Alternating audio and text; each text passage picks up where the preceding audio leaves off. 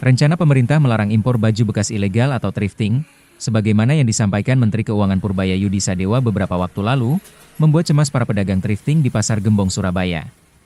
Muhammad Romli, 60 tahun, mengaku tak tahu bakal bekerja apa lagi jika rencana tersebut benar-benar diterapkan. Hampir 35 tahun lamanya, ia menggantungkan hidup dengan berjualan pakaian bekas. Ya, sebetulnya tanggapan saya untuk diadakan pengaturan ulang itu ya baik aja, asalkan jangan dihabiskan gitu. Diatur ulang gimana caranya masih supaya ya yang biasa jual pakaian bekas ini tetap jualan, harapannya gitu. Ya, kalau bisa ya diresmikan lah, dilegalkan supaya nggak bingung. Selama ini kan masih dikatakan ilegal, jadi kalau mau pulakan itu was-was, khawatir gitu maksudnya itu. Tapi harga ini harus diatur. Selama ini kan naik-naik terus. Kalau ada razia ya itu kan biasanya masih gak datang ya, barang itu loh masih ditunda karena banyak razia gitu, sampai sebulan 2 bulan, kadang sampai 6 bulan itu datangnya lagi naik sampai 1 juta 2 juta. Saya jualan kaos seperti yang saya pakai ini ya, bukan yang lain. Yang ini aja contohnya dulu, ini tahun 2000 harganya cuma 1.200.000. Sekarang berapa? 8.500.000. Itu pun barang yang kalau dari Korea. Kalau yang dari Jepang 10.500.000. Dan kalau itu terus apalagi diatur ulang ya. Sampai dilarang-larang. Sampai dilarang-larang, pas barangnya tambah mahal ya tambah gak bisa makan. Gitu. Jadi harapan saya itu ya bolehlah, senang saya diatur ulang, tapi harga jangan terlalu tinggi. Kalau bisa dilegalkan gitu ya, diresmikan supaya yang jualan ini itu nggak punya khawatir bahwa barang bekas yang dari luar ini sudah resmi aman. Masalahnya banyak yang butuh, Mas.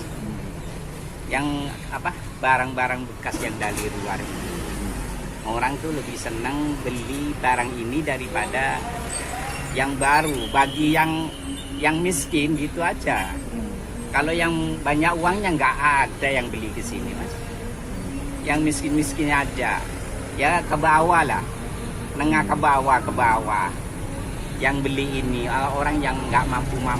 Kalau yang banyak uang nggak ada. Mungkin ada 1-2 sekali 2 kali, cuman ingin tahu gitu aja. Kiranya begitulah harapan saya, Mas.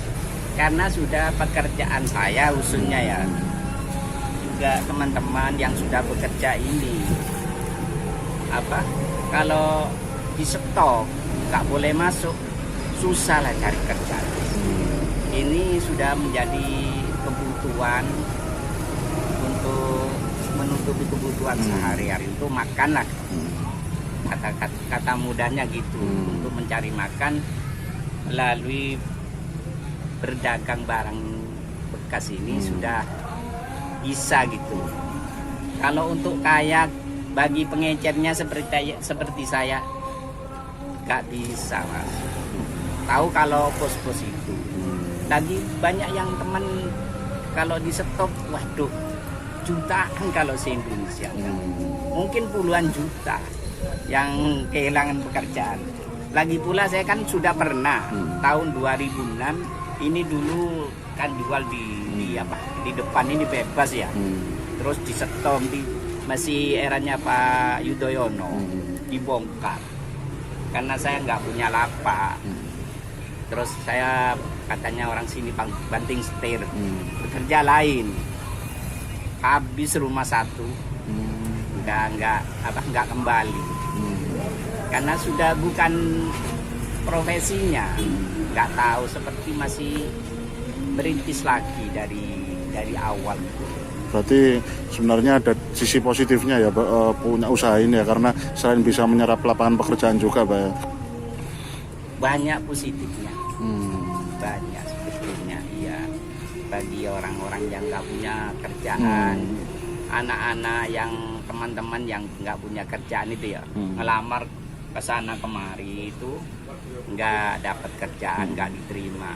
Akhirnya datang ke sini, sudahlah ikut saya kerja. Nggak butuh ijazah tinggi, nggak perlu pengalaman, modal sedikit sudah cukup. Akhirnya dia bisa Buka bisa, usaha ya, punya ya, pekerjaan. Iya, dapat pekerjaan untuk mencukupi kebutuhan Cari. anak istrinya lah. Iya. Oke. Daripada lantang-lantung ke sana kemari. Pak, kalau pasokan yang jenengan dapatin dari mana, Pak? Kalau dulu di Surabaya banyak, Mas. Era tahun 2000 sampai 2010 sampai 2015. Kalau sekarang dari Bandung. Itu kayak apa, Pak? Kayak dari pelabuhan langsung atau dari supplier dari Bandung? Dari supplier. Oh, dari supplier. Iya. Ada suppliernya sendiri ya? Ya online. Oh, online. Iya. Secara online. Berarti datang ke jenengan ini berapa bulan sekali? Ya nggak Ngirim. tentu. Karena lihat situasi sana katanya masih belum aman gitu.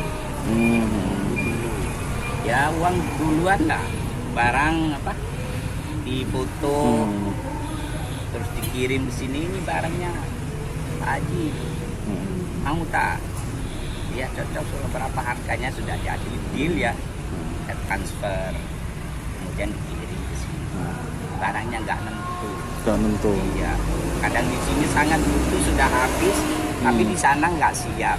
Masih ada kendala omset itu ya nggak nentu. Tapi yang pasti kira-kira paling sedikit segitulah. Ya bisa sampai 50 juta. Oh.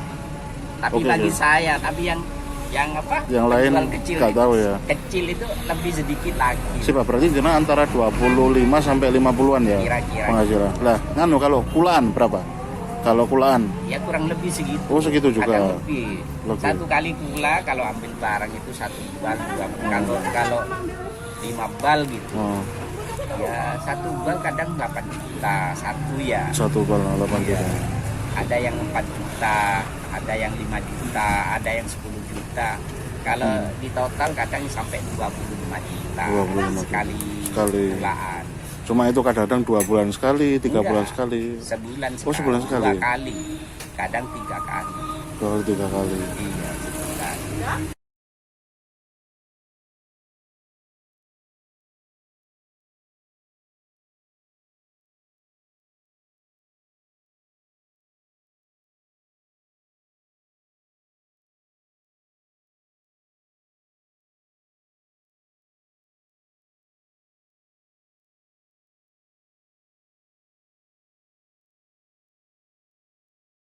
Pak Pres saya juga baru tahu istilah Pak Pres itu, impor barang-barang baju bekas seperti apa penanganannya.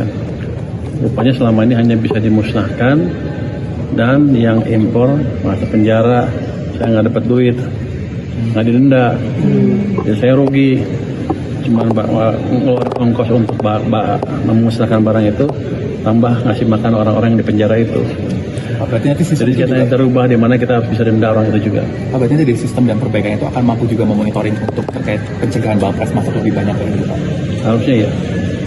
Pak, kalau misalnya kok Dan sekiranya sepertinya mereka udah tahu, kita udah tahu pemain-pemain siapa aja. Harusnya saya lupa tadi kalau ada yang pernah Bapres saya akan blacklist, nggak boleh impor orang lagi. Kan diisi dengan barang-barang dalam negeri. Tapi artinya barang-barang impor bekas itu nggak ada lagi yang kayak pakai bekas jadi semen. Padahal Pasti. itu ada Gini UMKM kan, kecil juga yang dimanfaatkan. lo pengen menghidupkan UMKM ilegal. Bukan itu tujuan kita. Kita tujuannya menghidupkan UMKM yang legal yang juga bisa menciptakan tenaga kerja di penyerapan, di sisi produksi di sini. Jadi kita ingin hidupkan lagi produsen-produsen tekstil dalam negeri. Download Tribun X sekarang, menghadirkan lokal menjadi Indonesia.